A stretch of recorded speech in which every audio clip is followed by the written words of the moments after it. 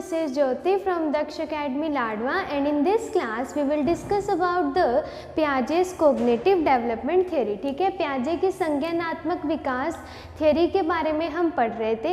इससे पहले वाली वीडियो में हमने एसिमिलेशन, एकोमोडेशन एंड स्कीमा इन तीन चीज़ों के बारे में पढ़ा था, जहाँ से हमारा क्वेश्चन पक्का बनता है. ठीक है, अब यहाँ पर इस क्लास में जो हमने पढ़ना है वो हमने पढ़ना है अबाउट स्टेजेस, यानी कि अवस्थाओं के बारे में हमने इसमें पढ़ना है. जो पियाजे सर ने 4 अवस्थाएं दी थी अपने थ्योरी में, तो इनके बारे में पढ़ना है. कई बार तो डायरेक्ट यही क्वेश्चन आ जाता है कि 4 अवस्थाएं जो हैं वो जो पियाजे सर थे उन्होंने कोग्निटिव डेवलपमेंट की कितनी अवस्थाएं दी, तो आंसर आ जाएगा 4 स्टेजेस थी. तो सबसे पहले स्टेज में आती है आपकी सेंसरी मोटर स्टेज, मतलब कि संवेदी पेशीय अवस्था.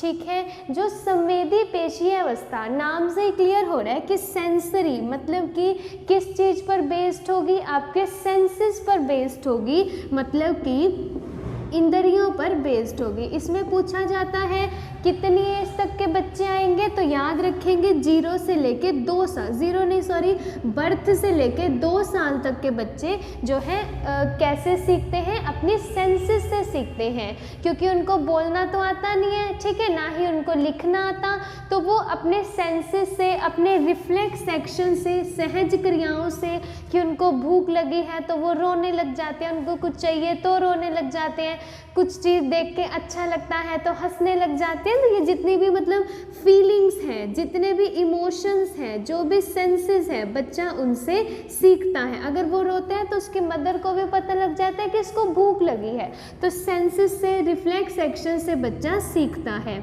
इस स्टेज में एक बहुत इंपॉर्टेंट क्वेश्चन आता है. डायरेक्ट क्वेश्चन ये आएगा कि बच्चा जो है ऑब्जेक्ट परमानेंसी किस स्टेज में सीख जाता है, मतलब कि वस्तु स्थायित्व. जैसे इसमें डायरेक्ट ऐसे क्वेश्चन आता है कि आपने बच्चे को एक खिलौना दिया, फिर आपने उसको छुपा दिया. ठीक है, तो फिर भी बच्चे को कहीं ना कहीं याद रहेगा कि मुझे वो खिलौना ढूंढना है. तो ये जो ऑब्जेक्ट परमानेंसी की स्टेज है ना, वस्तु स्थायित्व की चीज़ें परमानेंट है, ये हमारी किस स्टेज में आती है, सेंसरी मोटर स्टेज. दूसरा, इसमें बच्चा जो है इमिटेशन से सीखता है, मतलब कि नकल कर करके सीखता है, बाय कॉपिंग अदर, दूसरों को कॉपी करके बच्चा जो है सीखता है. इसके बाद है इसमें कोई कोऑर्डिनेशन, मेमोरी बच्चे में तो कुछ भी नहीं होती, ना कोई कोऑर्डिनेशन ना ही कोई मेमोरी. एक और इम्पोर्टेंट आता है कि मेंटल रिप्रेजेंटेशन का कंसेप्ट, मतलब कि आपका स्कीमा वगैरह, स्कीमा पढ़ते थे ना हम, स्कीमा जिसमें बच्चा चीज़ों को देखता है, पहले सकिंग, फिर रीचिंग, लुकिंग, फिर रीचिंग और फिर ग्रैस्पिंग. ठीक है, हमने ये 4 इससे पहले वाली वीडियोस में करे थे. अगर अभी तक आपने वो वीडियो ना देखी हो तो पहले इसका पार्ट 1 देखना है, this is the part number 2. ठीक है, उसके बाद देखिएगा. तो मेंटल रिप्रेजेंटेशन भी बच्चा किस में सीखता है, स्कीमा में. इसको सिंपल एग्जांपल से समझ सकते हैं. जैसे आपने बच्चे को कोई एक छोटा सा ग्लास दिया, बच्चे को ग्लास दिया, ग्लास अगर गर्म है तो बच्चा दिमाग में बिठा लेगा कि जितने भी ग्लास होते हैं वो सारे हाथ लगाने पे गर्म लगते हैं. तो यहाँ पे क्या आ जाती है, मेंटल रिप्रेजेंटेशन. इस तरीके से कर लेना. इसके बाद आता है जनरलाइजेशन, यानी चीज़ों का सामान्यीकरण करना. ठीक है, चीज़ों का सामान्यीकरण करना. उसको अगर वो अपनी मदर की गोद में है तो उसको पता लग जाता है कि मम्मा है. कि बच्चा रोता रहता है, उसको आप अपनी मदर को दे दो तो वो क्या हो जाता है, चुप हो जाता है, जनरलाइज कर लेता है कि ये गोद है तो ये मेरी मम्मा है. ठीक है, तो यहाँ पे जहाँ भी बच्चा सेंसेस से सीखेगा, this is the very first stage जहाँ पे ना कोई थिंकिंग है ना कोई लॉजिक है, वो क्या होती है, सेंसरी मोटर स्टेज. यहाँ से जितने भी पॉइंट्स लिखे हैं 1 लाइनर सारे के सारे पेपर में आए हुए पॉइंट है, एज इट इज़ याद रखिएगा. सबसे इंपॉर्टेंट, ऑब्जेक्ट परमानेंसी कहाँ सीखता है, इमिटेशन, मेंटल रिप्रेजेंटेशन, जनरलाइजेशन. तो ये सारा किस में आता है, आपका सेंसेस में आ जाता है. दूसरी स्टेज आती है इंपॉर्टेंट हमारी, प्री ऑपरेशनल स्टेज, मतलब पूर्व संक्रियात्मक अवस्था. अब इसमें जो बच्चा है 2 साल से लेकर 7 साल तक रहता है, तो इसमें भी हम इसको 2 स्टेज में डिवाइड करके पढ़ेंगे। एक तो आपका प्री कंसेप्चुअल पीरियड मतलब पूर्व संप्रयात्मक काल 2 से लेके 4 साल तक का बच्चा, और दूसरा इंट्यूटिव पीरियड मतलब आपका अंतःदर्शी अवस्था या इसका अनदर नेम है अंतः प्रज्ञा काल। अब इसमें होता क्या है, सिंपल सा क्वेश्चन आता है, देखो नाम से पता लग रहा है प्री कंसेप्चुअल, यानी बच्चे के जो कंसेप्ट है, जो लॉजिक है, जो थिंकिंग है, जो मेंटल एबिलिटीज़ है वो अभी इतनी ज़्यादा डेवलप नहीं हुई है, कंसेप्ट नहीं डेवलप हुए। दूसरा इंपॉर्टेंट आता है बच्चा ईगोसेंट्रिक होता है।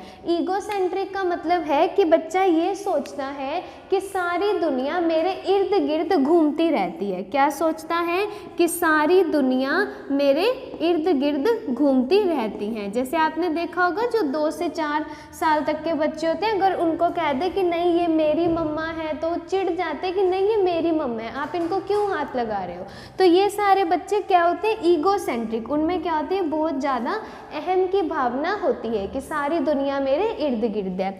एक और यहाँ से बहुत इंपॉर्टेंट क्वेश्चन आता है कि एमिनिज्म, जो एमिनिज्म है मतलब कि जीववाद, ये किस स्टेज में आता है, तो आपका प्री कंसेप्चुअल। एमिनिज्म का मतलब है कि निर्जीव चीज़ों में भी, निर्जीव जो चीज़ें हैं उनको भी सजीव समझना, निर्जीव चीज़ों को भी सजीव समझना। कि जो बच्चे होते हैं उनको कोई गुड़िया पकड़ा दो, जैसे वो कहते हैं कि अगर ये खाना खाएगी तभी मैं खाना खाऊंगा, कि अब मैंने गुड़िया को सुला दिया अब मैं भी सो जाता हूँ, ठीक है। तो ये क्या होता है आपका एमिनिज्म मतलब आपका जीववाद, ठीक है। बच्चे की जो थिंकिंग है, जो रीजनिंग है, बिल्कुल कैसी होती है, इलॉजिकल। तो ये 3 से 4 इंपॉर्टेंट पॉइंट है, आपने यहाँ से याद रखने हैं। ईगोसेंट्रिक होता है, एमिनिज्म हो जाएगा और आपका कंसेप्ट फॉर्मेशन नहीं हो पाती। इसके बाद इसी में आता है इंट्यूटिव पीरियड। इसमें क्या होगा, थोड़े थोड़े कंसेप्ट बनना शुरू हो जाएंगे, मैथ्स वगैरह का जैसे वो प्लस माइनस करना सीख जाएगा 4 से 7 साल तक का बच्चा। और इसमें इम्पोर्टेंट आता है, देखिएगा कि बच्चा जो चीज़ भी लर्न कर रहा है ना वो रट्टा मार के याद रखता है, उसको ना कोई थिंकिंग है ना कोई लॉजिक पता किसी भी चीज़ का, तो that is learning by the cramming. बच्चा जो है वो रट्टा मार कर सीखता है, लर्निंग बाय क्रैमिंग। वो किसी भी चीज़ से कोई रिलेशन, किस चीज़ का क्या कारण है उसको समझने की कोशिश भी नहीं करता। तो यहाँ पे कॉज इफेक्ट रिलेशनशिप नहीं बनता, ठीक है। कॉज एंड इफेक्ट रिलेशनशिप भी पूछेगा कि किस स्टेज में नहीं बनता, तो क्या आ जाता है आपका प्री ऑपरेशनल स्टेज। दूसरा, इस स्टेज में ये क्वेश्चन आता है कि बच्चा कन्वर्जन करना भी नहीं सीखता। कन्वर्जन मतलब जैसे आपने 1 गिलास पानी लिया उसको जग में डाल दो, तो बच्चा कहेगा कि नहीं जो पानी जग में है ना वो पानी ज़्यादा है, जबकि वो तो सेम था। तो उसको क्वालिटी हो गया, क्वांटिटी, उसके बारे में कोई ज्ञान नहीं है, ना ही उसको कन्वर्जन का पता कि जग में ज़्यादा पानी है या ग्लास में। तो ये कंसेप्ट उसके इससे 3rd वाले स्टेज में बिल्ट होना शुरू होते हैं, ठीक है। रिवर्स करना उसको नहीं आता, जैसे हमने 1 + 2 3 लिख दिया तो उसको नहीं पता कि 2 + 1 भी 3 होगा, तो ये कन्वर्जन भी उसको नहीं आता। इतना समझ में आ जाएगा। ये यहाँ से आपने 2 स्टेजेस याद रखनी है, sensory and the pre operational.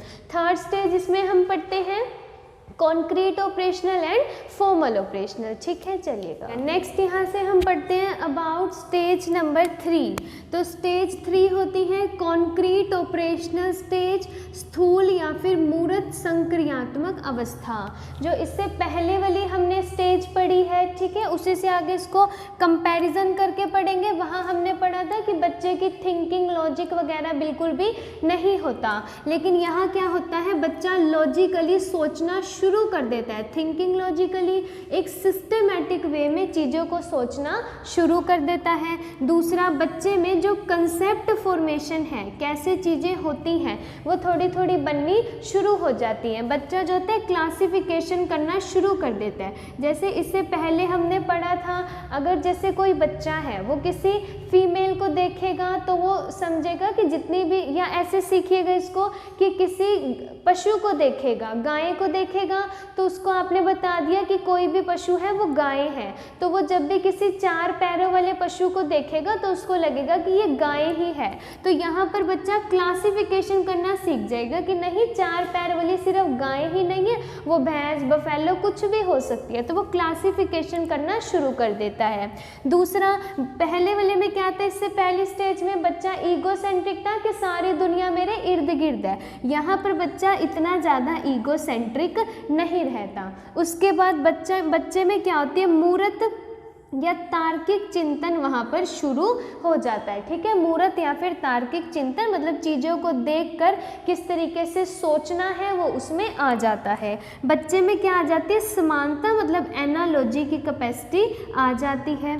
दूसरा, हमने यहाँ से इससे पहले पढ़ा था कि बच्चे को नहीं पता है कि एक जग वाला पानी ज़्यादा है या एक ग्लास वाला पानी ज़्यादा है, जबकि पानी की क्वांटिटी तो सेम थी, लेकिन यहाँ पे बच्चा कन्वर्सन करना और रिवर्स करना अच्छे से सीख जाता है। इसके बाद पेपर में आया हुआ क्वेश्चन है कि अंश पूर्ण ज्ञान किससे संबंधित है, तो आपका आ जाएगा कॉन्क्रीट ऑपरेशनल स्टेज से। ये हो जाता है थर्ड स्टेज में। फोर्थ स्टेज आती है हमारी फॉर्मल ऑपरेशनल स्टेज, जहाँ पे बच्चा बहुत अच्छे से लॉजिकली चीज़ों को समझना शुरू कर देता है। इसको आप बोला जाता है फॉर्मेशन एंड इन्वेस्टिगेशन प्रिंसिपल भी स्टेज को कहा जाता है। यहाँ पर देखिएगा, यहाँ तो क्या शुरू हुआ था, मूर्त चिंतन प्रारंभ हुआ था, लेकिन यहाँ पर क्या होता है, अमूर्त चिंतन प्रारंभ हो जाता है, मतलब कि एब्स्ट्रैक्ट आइडियाज़ बच्चों में आते हैं। बच्चे जो है फीलिंग्स को देख के भी, भावनाओं को देख के भी चीज़ों को सोच सकते हैं। जितनी भी रीजनिंग लॉजिकल रीजनिंग है वो सारी यहाँ पे बहुत अच्छे से डेवलप हो जाती है। बच्चा जो होता है एज अ प्रॉब्लम सॉल्वर, ये क्वेश्चन आता है डायरेक्ट कि बच्चा प्रॉब्लम सॉल्वर कौन से स्टेज में आता है, तो क्या आ जाएगा, प्याजे की फोर्थ स्टेज में। नेक्स्ट आता है मेंटल कॉन्फ्लिक्ट, मतलब अपने वाद विवादों से दिमाग का प्रयोग करके चीज़ों को अच्छे से सीख जाएगा। लास्ट आता है इंट्रोस्पेक्टिंग मेथड, मतलब कि अंतः दर्शन विधि। तो इंट्रोस्पेक्टिंग मेथड जो है कि चीज़ों को देख के अपने दिमाग का प्रयोग करके कैसे हमने करना है, तो वो किस में आता है, आपका सारा का सारा फॉर्मल ऑपरेशनल स्टेजेस में। ठीक है, तो यहाँ तक हमने 4 स्टेजेस पढ़ी। इसमें जितने भी पॉइंट्स लिखे हैं कुछ भी थ्योरी की फॉर्म में नहीं लिखा, जितने भी पॉइंट्स हैं सारे पेपर में आए हुए पॉइंट है, इन सबको नोट कर लीजिएगा। ठीक है, आई होप आपको क्लास अच्छी लगी हो, वीडियो अच्छी लगी हो तो लाइक शेयर एंड कमेंट कर दीजिएगा। चैनल पर नए हैं तो चैनल को सब्सक्राइब करना मत भूलिएगा एंड बेल आइकन को प्रेस कर दीजिएगा ताकि सभी वीडियोस की नोटिफिकेशन टाइम टू टाइम मिलती रहे। Thank you, thanks for the watching.